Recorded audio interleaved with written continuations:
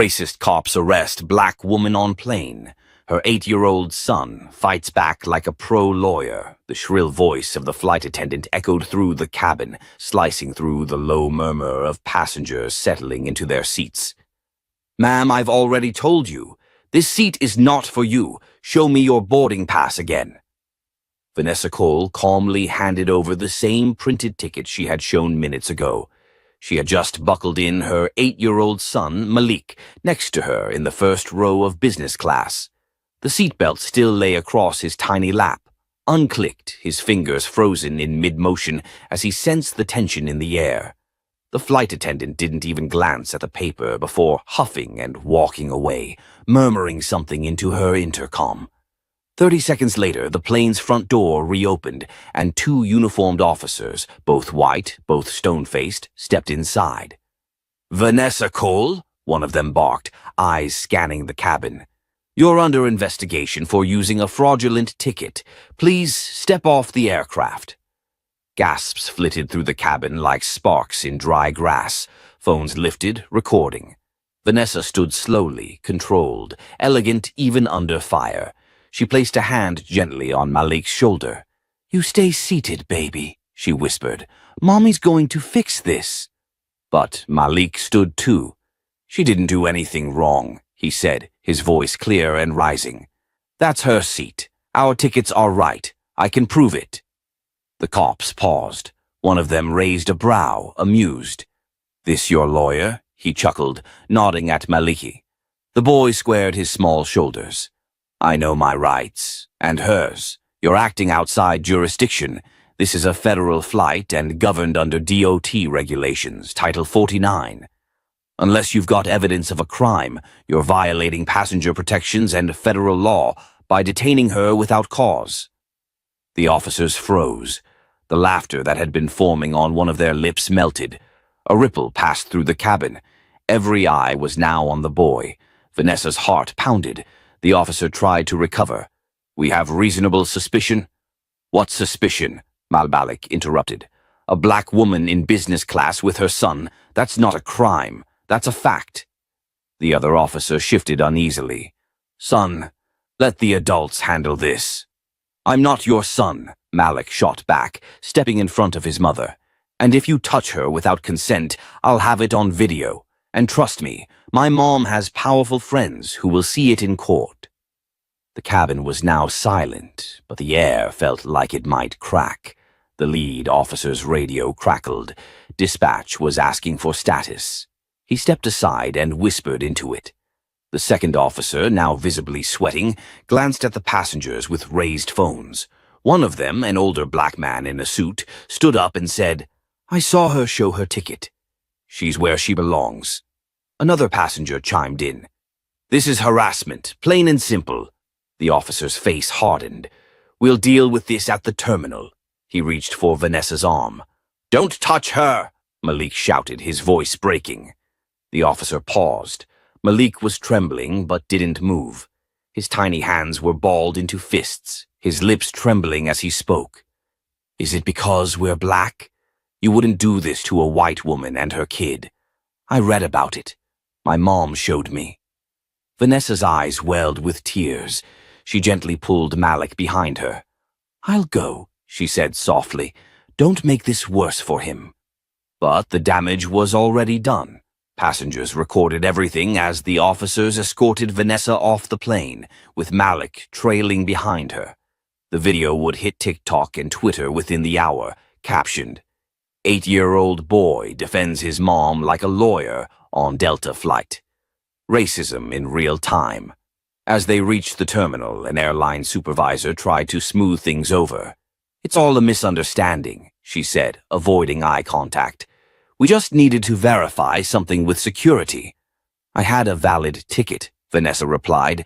"Your gate agent scanned it. So did your flight attendant. There was no issue until she saw my face." "Ma'am, please." "Don't ma'am me," Vanessa said sharply. "You humiliated me in front of my son. In front of that entire plane. For what? You better pray the next call I make isn't to my attorney." The supervisor opened her mouth, but it was Malik who stepped in again. My mom worked in federal policy. She used to write aviation laws. You really messed up. The woman paled. You didn't know who she was, did you? He asked. You just saw her skin. Vanessa looked down at her son, stunned. He wasn't reciting her past like a parrot. He remembered. He knew. That night, while Vanessa sat quietly in a hotel room waiting for a formal apology that hadn't come, Malik curled up next to her on the bed, his little face still burning with anger.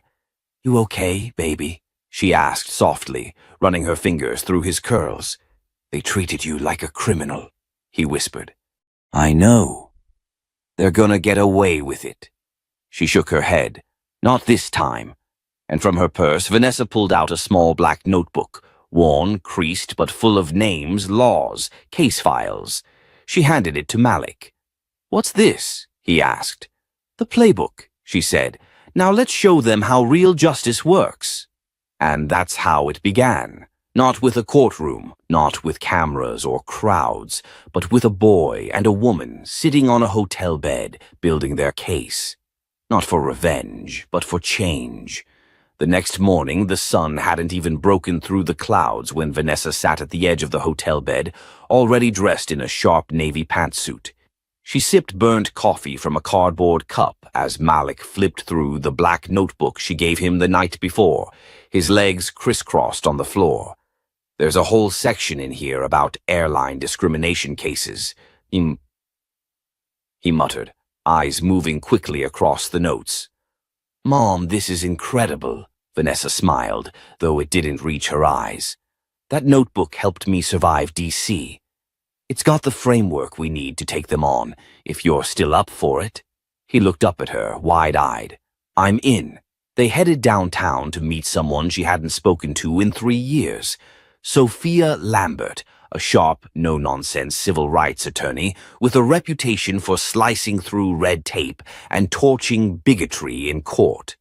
Sophia had been Vanessa's closest friend during her years at the Department of Transportation, until Vanessa resigned quietly and vanished from the spotlight after a bitter ethics battle she lost faith in.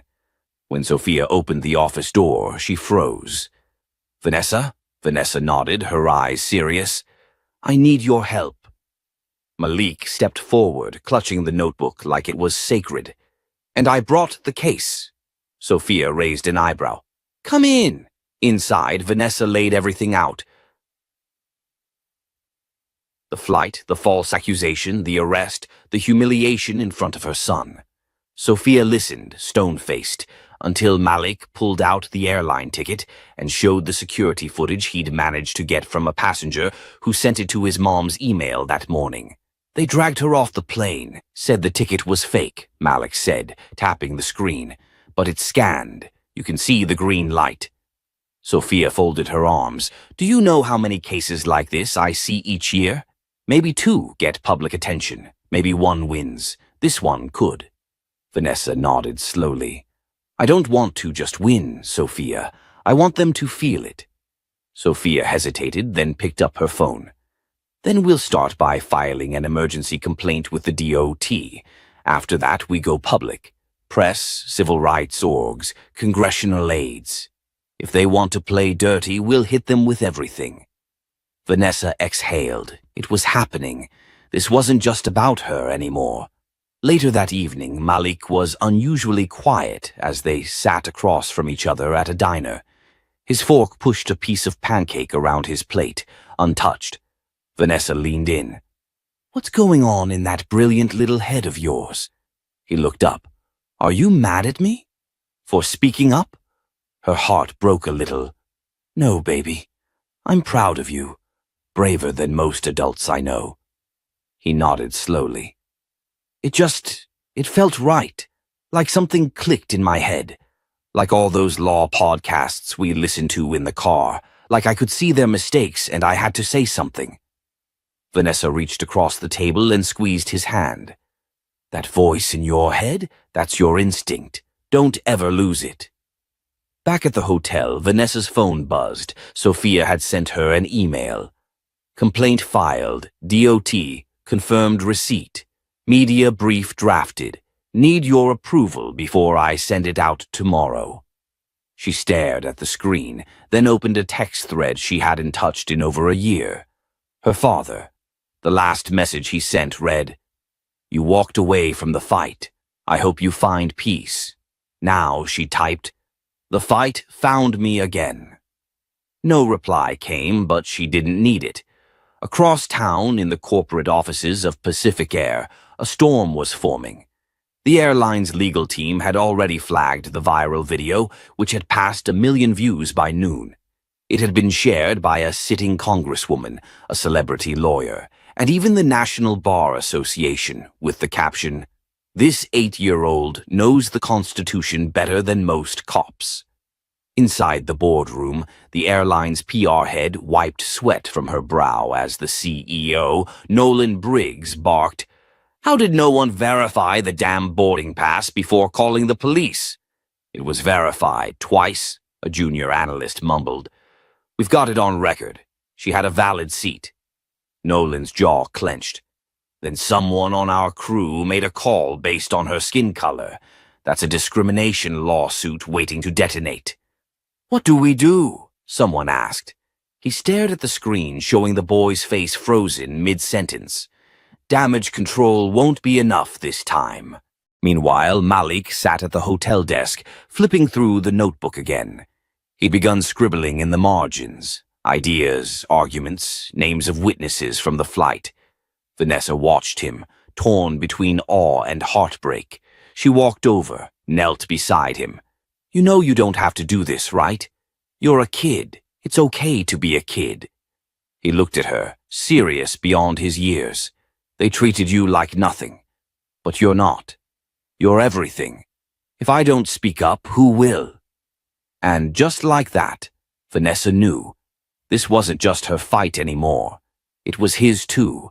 A legacy she never meant to pass down, but one he chose to carry anyway. Outside, the sky darkened, and thunder rumbled in the distance. But inside, in that quiet hotel room, a mother and son were building a storm of their own. The press conference wasn't scheduled until noon, but by 10 a.m. there was already a crowd gathering outside Sophia Lambert's law office in downtown D.C. Cameramen were staking spots, wires tangled like vines, microphones perched on tripods like nervous birds. Inside the glass-paneled office, Vanessa paced while Malik sat beside Sophia at the long conference table, dressed in a navy blazer and button-down shirt, his tie slightly crooked. He fidgeted with a pen, flipping it through his fingers with quiet focus. "You ready, counsel?" Sophia teased lightly. Malik glanced up and grinned. "Born ready?" Vanessa stopped pacing, her heels clicking softly against the tile. "Malik, you don't have to speak if you don't want to. I can handle this." Malik gave her a look that was too old for his age. "You already have, Mom. But this time, I want them to hear me too." Sophia leaned in.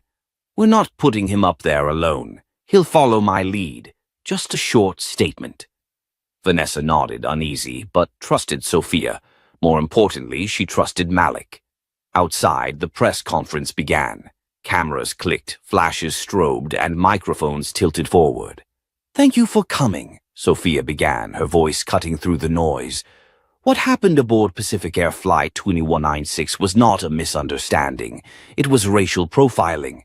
My client, Vanessa Cole, was a paying passenger, wrongfully accused, publicly humiliated, and arrested in front of her 8-year-old son. This is not just about one woman.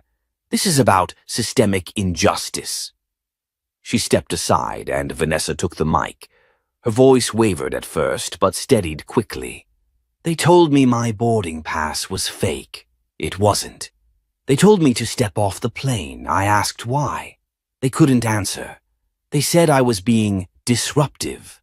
The only thing I disrupted was their expectation of what someone in first class should look like." The crowd murmured. Reporters raised hands. But then Malik stepped forward, taking the mic with small but certain hands. "My name is Malik Cole," he said, standing on a wooden box to reach the mic. I'm 8, and I watched my mom get taken off a plane like a criminal for doing nothing. I heard the rules they were quoting. They were wrong. A few laughs from the crowd, but mostly stunned silence. I've read the airline's passenger rights policy. I've read the ADA regulations. I've listened to more legal podcasts than most adults.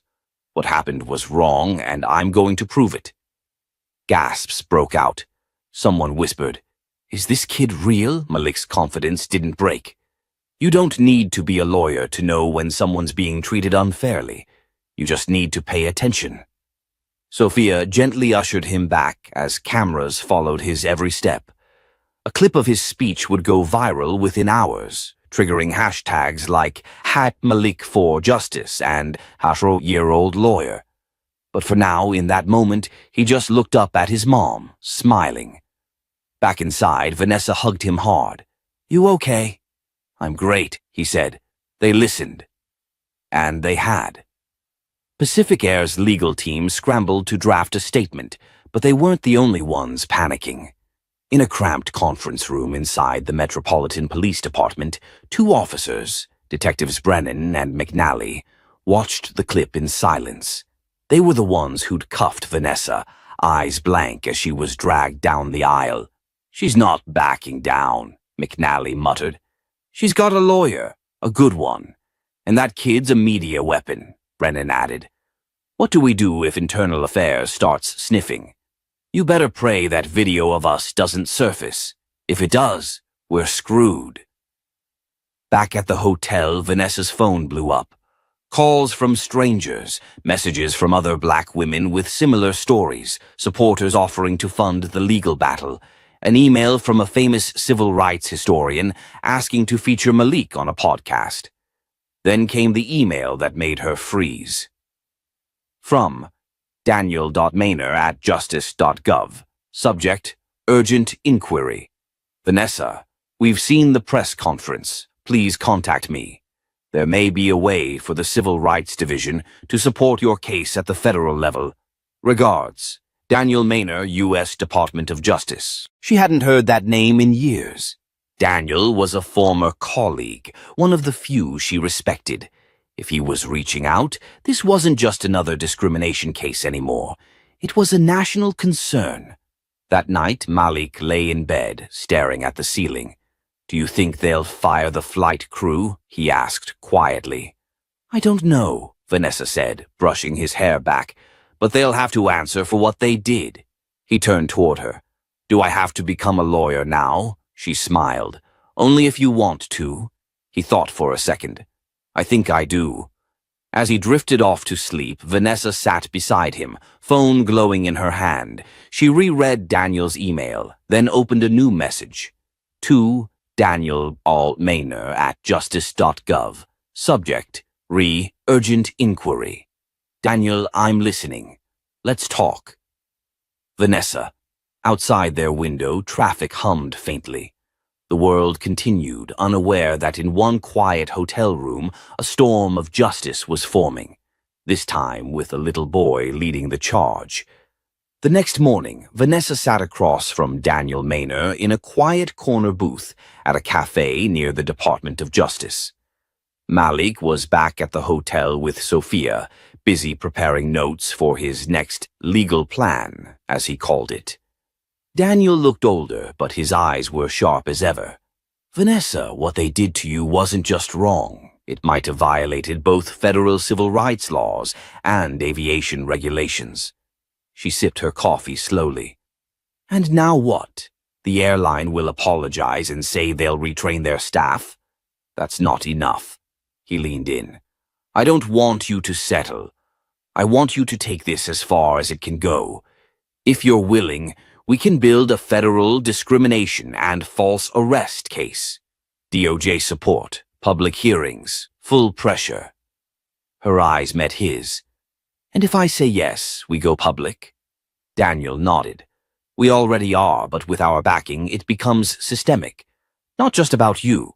We bring in other passengers, employees, dig into Pacific Air's history, dig into MPD's airport unit, the ones who cuffed you."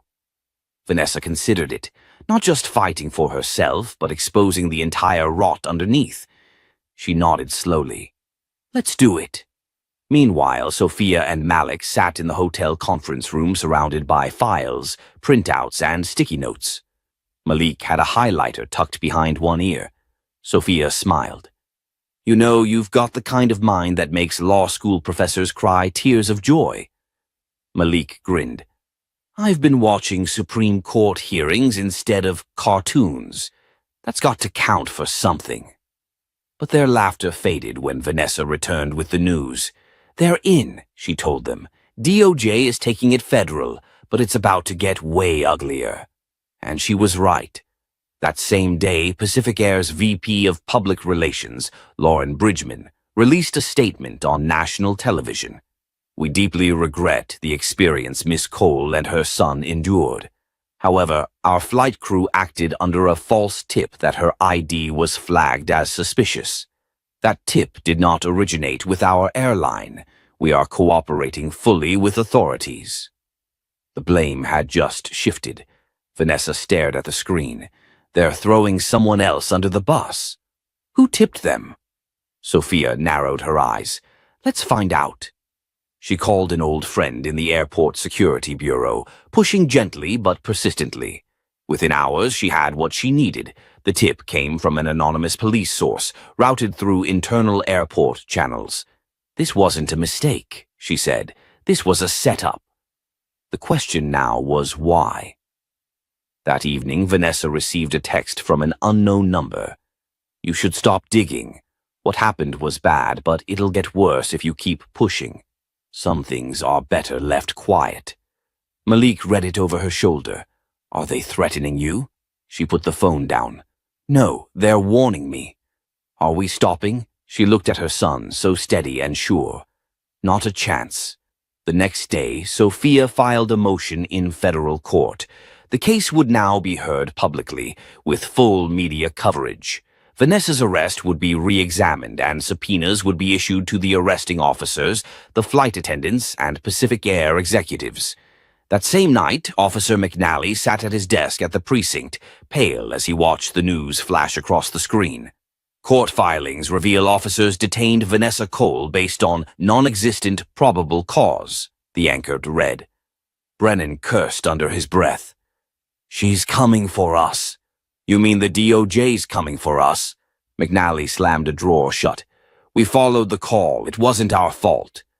Except that we never verified the ID report, and we cuffed her in front of her kid. Silence stretched between them like a threat. Meanwhile, Daniel arranged for a private meeting between Vanessa and the Assistant Attorney General for Civil Rights. There, Vanessa laid out every detail, while Malik listened closely, his fingers scribbling on a notepad beside him. Did you know, Malik said softly, that the Air Carrier Access Act prohibits discriminatory treatment in any part of the airline process, including boarding and in-flight service? The official smiled. I do now. As they left the building, Malik tugged on Vanessa's sleeve. They're scared, aren't they? Yes, she said, glancing behind her, and they should be. That evening, Sophia walked into Vanessa's hotel room with a heavy file in her hands. We got something. A whistleblower from the airline. One of the junior attendants contacted me anonymously. She opened the folder.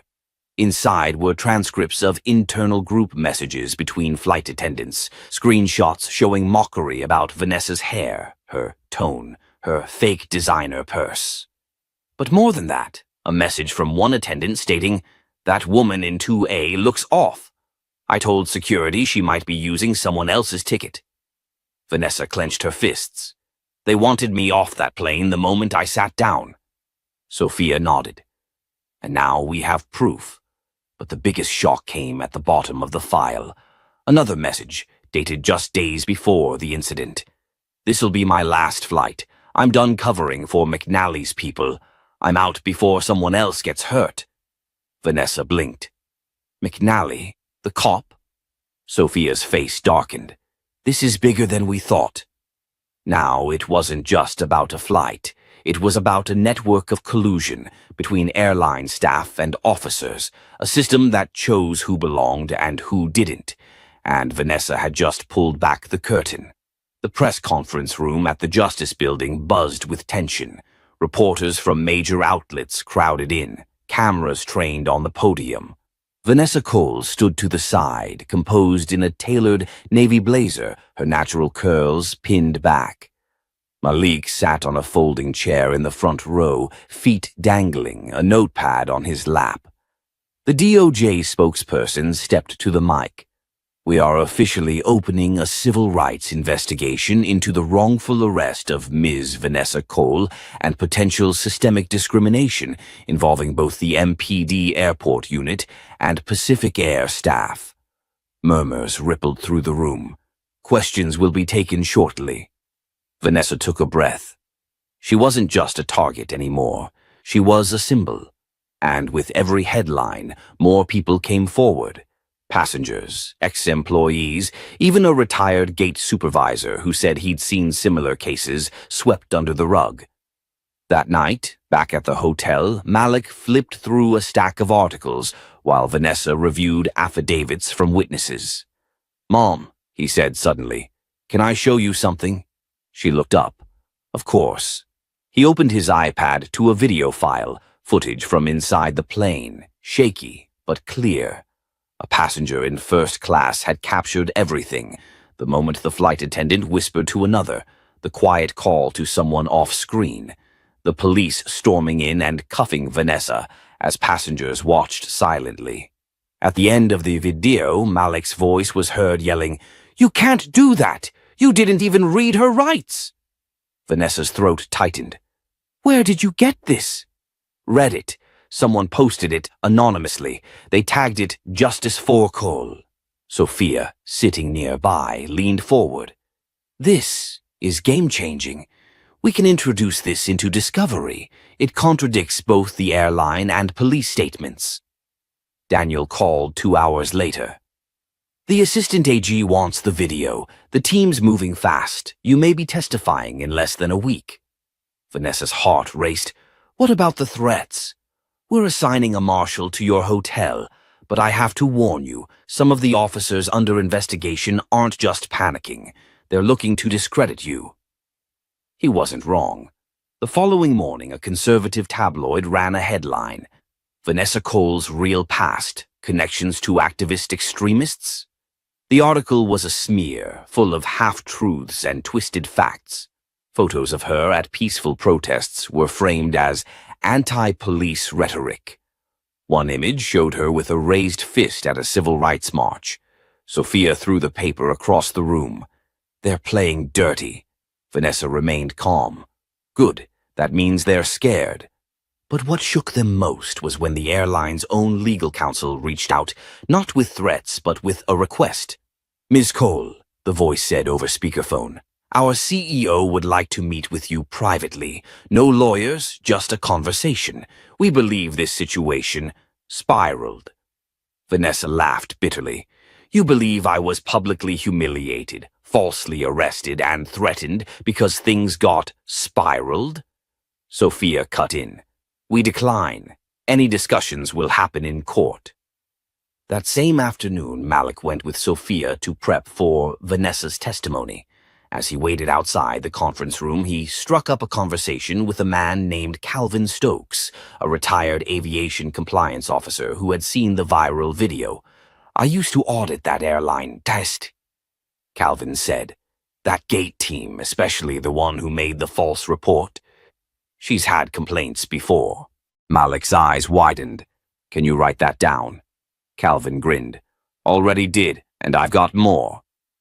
By evening, Vanessa's legal team had everything they needed to paint a clear timeline: the racial profiling, the whispered calls, the lies in the arrest report, and now a history of prior incidents covered up internally.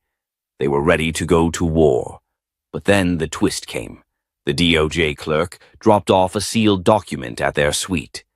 When Vanessa opened it, her blood ran cold. It wasn't evidence. It was a counter-allegation, filed by Officer McNally himself. He was suing Vanessa for defamation. He's trying to flip this, Sophia whispered. Daniel arrived minutes later, furious. This is a last-ditch stunt. It won't hold, but they're trying to intimidate you into silence. Malik looked up from his seat. Then they don't know my mom. That night, Vanessa stood by the window of their room, watching the city lights. I didn't choose this fight, she murmured. I think it chose you, Malik said from behind her. And you're winning. She turned, her eyes misty. You still believe that, he nodded. You're the bravest person I know, and I've read about Harriet Tubman. She laughed softly, pulling him into a hug. Tomorrow they would head into court, the nation watching.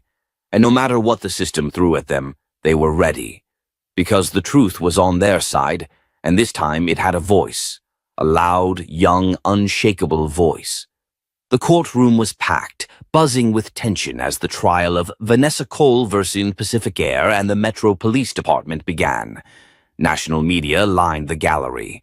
Protesters outside held signs with Malik's drawing printed on them. A picture of his mom in handcuffs and the words, she deserved a seat, not a cell. Vanessa entered through the side door, flanked by Sophia and Daniel. She wore a charcoal gray pantsuit, her hair natural and regal, her eyes calm but razor-sharp. Malik sat on the bench just behind her, dressed in a little blazer and tie, his iPad balanced on his lap like it was sacred. Judge Carla Whitman called the court to order. She was a seasoned federal judge, known for her tough but fair rulings. Counsel, she nodded. Let's begin. Daniel stood first, laying out the timeline, the profiling, the lack of probable cause, the unlawful detainment. Then he introduced the passenger video, showing exactly how Officer McNally had entered the plane, barked orders, cuffed Vanessa without any verbal warning, and dragged her down the aisle in front of stunned passengers. We will prove not only misconduct, Daniel said firmly, but a coordinated effort to silence, embarrass, and intimidate a woman for daring to question authority. We will show that justice was not just denied, it was twisted. The defense tried to discredit the video, questioning its authenticity, but Sophia had anticipated that. She called the original uploader to the stand, a tech worker named Jay Lin, who happened to be sitting in business class that day. It's mine, Jay confirmed. Unedited. Time-stamped. If you want, I can explain the file's metadata right here. The defense declined. Then came a surprise twist. Officer McNally's own body cam footage, initially reported as lost, had been recovered by an internal whistleblower, and that footage told a different story than McNally's report. In the video, McNally is seen standing by the cockpit, listening to a flight attendant whisper, "She's in 7A. She doesn't look like she belongs there. Says she's some consultant." McNally had nodded, adjusted his belt, and muttered, "Yeah, let's check that out. Could be one of those internet types trying to fake it." No law broken, no disturbance, just a bias-fueled assumption. Sophia played the footage slowly, then froze the frame on McNally's face as he smirked, walking toward Vanessa. The courtroom went silent. Judge Whitman leaned forward. "Is this the same officer who claimed he was responding to a violent threat?" The defense attorney fumbled. "Your Honor, context." "Save it," Walt Whitman said coolly. "Continue, Ms. James." Then came the most unexpected moment yet. Malik asked to testify. The court hesitated. "He's 8, the judge noted. "He's also the one who witnessed everything and can speak to the emotional trauma," Daniel said. "We've reviewed his statement. He's prepared." Judge Whitman looked to Vanessa. "You're the parent. Do you consent?" Vanessa turned to Malik. "Are you sure?" He nodded. "I want them to hear me." Taking the stand, Malik sat upright in the chair, legs too short to reach the floor. The courtroom collectively leaned in. "What did you see that day, Malik?" Sophia asked gently. He took a breath. "I saw a man treat my mom like she was dangerous when she was just reading. I asked him why, and he told me to sit down like I didn't matter. But I do matter." The judge blinked. And my mom matters too. She always says laws are supposed to help people, but it felt like nobody cared about laws that day. Sophia asked, "How did it make you feel?" "Scared, but mostly mad, because I know what rights are. I study them. I want to be a civil rights lawyer." A quiet gasp went through the room. "And when I grow up," Malik said clearly, "I want to make sure kids like me don't have to beg someone to see their parents as human." Judge Whitman was silent. Then, finally, she nodded. "Thank you, Malik. That was very brave." As he stepped down, people in the gallery began clapping before the bailiff hushed them. Later that afternoon, the defense attempted to pivot, accusing Vanessa of provoking the staff by questioning airline protocol. But Sophia countered with security logs showing that Vanessa never raised her voice and that the gate agent had previously filed false incident reports about black passengers being disruptive. The trial was unraveling for the defense. McNally's face had turned pale, sweat dotting his collar. The flight attendant refused to testify. The airline CEO issued a half-hearted apology on Twitter, but it was too little, too late. Back at the hotel that night, Malik hugged Vanessa tightly. "You did great today," he said. She smiled, brushing his curls aside. "You did better." Sophia walked in with a stack of emails. Public support's exploding. Civil rights groups are filing briefs. A senator even reposted the courtroom video of Malik's testimony. Vanessa sank into the couch. "We might actually win this." Sophia gave her a hard look. "We're not just winning, Vanessa. You're changing the game." But victory wasn't just about headlines. Vanessa knew that. She wanted more than justice for herself. She wanted reform. And the final days of the trial would decide if the court wanted that too. The courtroom was more crowded than ever. National attention had turned this into a cultural flashpoint. News vans lined the block. Law students, civil rights attorneys, and even former judges filled the gallery. But Vanessa stayed focused on what mattered most: justice for what happened to her and for what it meant for others like her. Sophia had been working non-stop. Her desk in the hotel room looked like a war map: sticky notes, highlighted affidavits, timelines connecting witness names to contradicting statements. Malik, who was now dubbed the Young Justice by social media, had gone viral, but Vanessa kept him close, grounding him in reality. "I'm not a hero," Malik whispered to his mom that morning. "You're my hero," she whispered back, "but today let the truth speak loudest." The day's key witness was Captain Ellis, the pilot of Flight 782. No one had heard from him until now. The defense had tried to block his testimony, claiming he had been unavailable, but Sophia had tracked him down in Colorado, and what he had to say would change everything. Under oath, Captain Ellis looked visibly uncomfortable. "Do you remember the incident involving Ms. Vanessa Cole?" "Yes." "And who called for law enforcement?" He shifted. "It wasn't me. I was told by a senior flight attendant that a disruptive passenger was in 7A, and we needed to remove her before takeoff." "Was there any disruption from the cockpit's perspective?" "No," he had admitted. "Not from Ms. Cole. I saw her board quietly, sit in her seat, and begin reading. She even helped another passenger with an overhead bag." Sophia leaned in. "Then why did you comply with the removal?"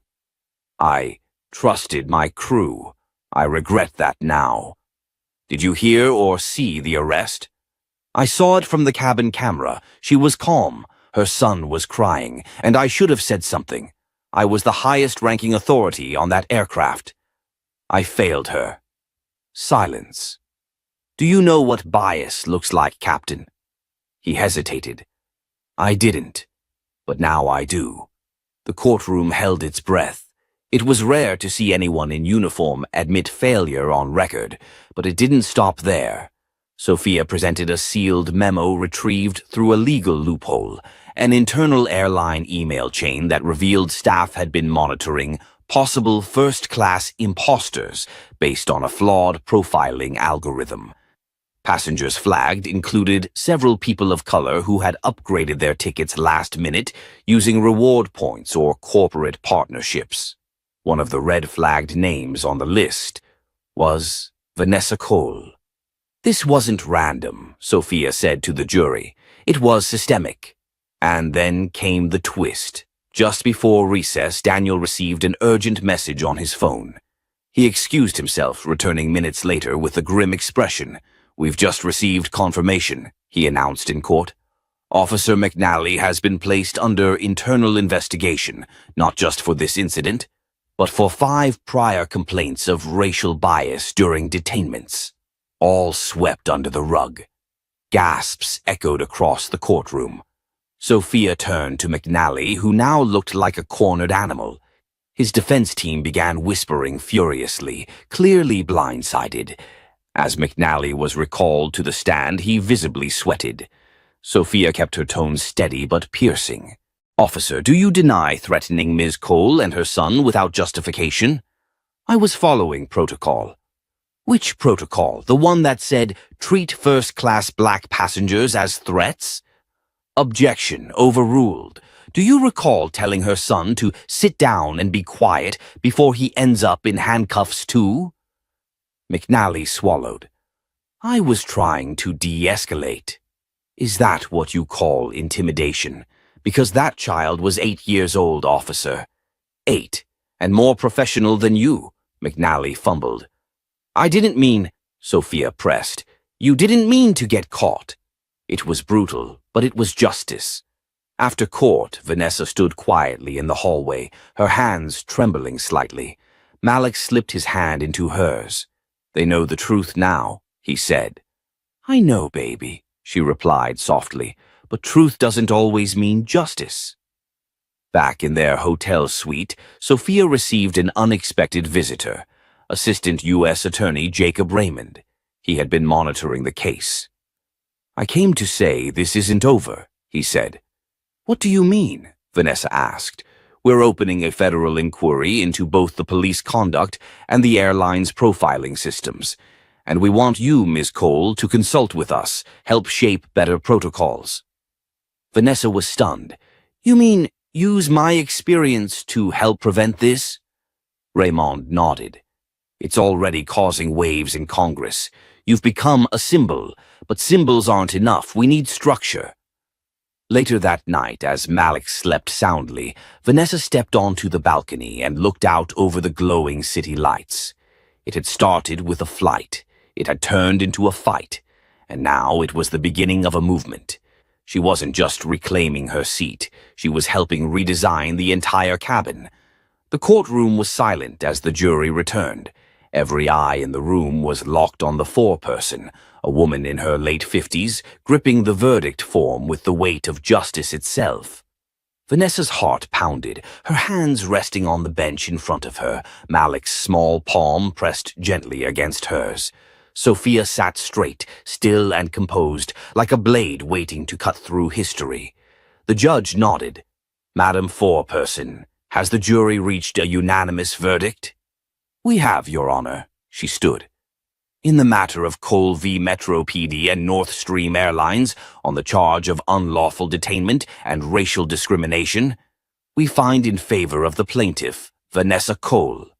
A gasp rippled through the gallery. The forewoman wasn't done. "Furthermore, we award punitive damages of $4.5 million against both the police department and airline, and recommend full review of internal procedures." Cheers broke out. Reporters scrambled. The judge struck his gavel, calling for order, but the emotion in the room was uncontainable. Vanessa's eyes filled with tears. Malik squeezed her hand tighter, smiling with something deeper than pride, relief. Sophia turned to Vanessa. "We didn't just win, we made history." The courtroom cleared slowly. Some jurors came to shake Vanessa's hand. Others asked Malik for autographs, half joking, but deeply sincere. As they stepped into the sunlight, the crowd outside erupted in applause. People held signs, "Justice for Vanessa," "Let Black Women Fly," "My son, my lawyer." Vanessa paused, taking it all in. Malik tugged her sleeve. "Mom, can we get ice cream now?" She laughed, genuinely, deeply. "Baby, we can buy the whole truck." News anchors swarmed them, but one question made her stop. "Ms. Cole, what do you want people to remember most about today?" She looked down at Malik, then straight into the camera. "That we're not just passengers. We're people. We deserve dignity at 30,000 feet and right here on the ground. This wasn't just about me. It was about all the people who've been silenced, humiliated, or overlooked. My son reminded me that even at 8 years old, you can speak truth to power. And now, so must we all." The camera held on her as the moment burned into national memory. Later that month, Vanessa was invited to speak before a congressional committee on aviation reform. Malik sat behind her in a little suit again, drawing in a sketchbook labeled Justice League, Real Life Edition. She told her story one more time. But this time it wasn't just for her.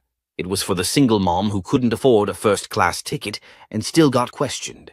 It was for the grandfather removed from a flight for looking suspicious. It was for the child who saw their parent handcuffed for daring to sit in a paid seat. And it was for those who would come after. She pushed for a national transparency system in flight security profiling, for independent review panels, and for bias training that actually meant something. Her testimony sparked headlines. Her grace inspired petitions. Her truth challenged policy.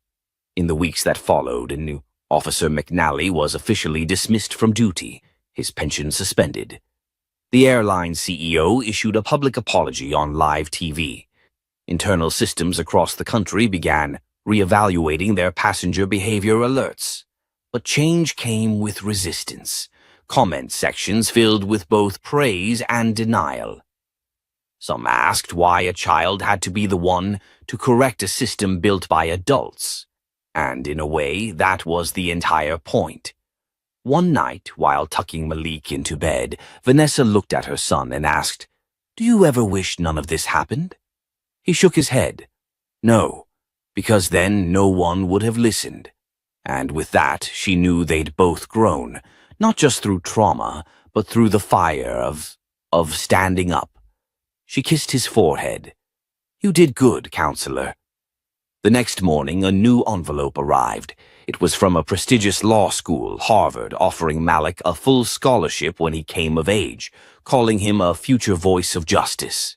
He had 10 years to go, but somehow everyone already knew. This wasn't just a story about a black woman arrested on a plane.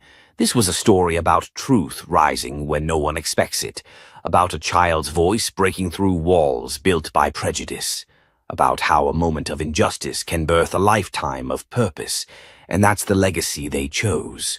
So if you've ever been silenced, if you've ever felt overlooked or dismissed, if you've ever been told you didn't belong where you paid to be, let this be your reminder.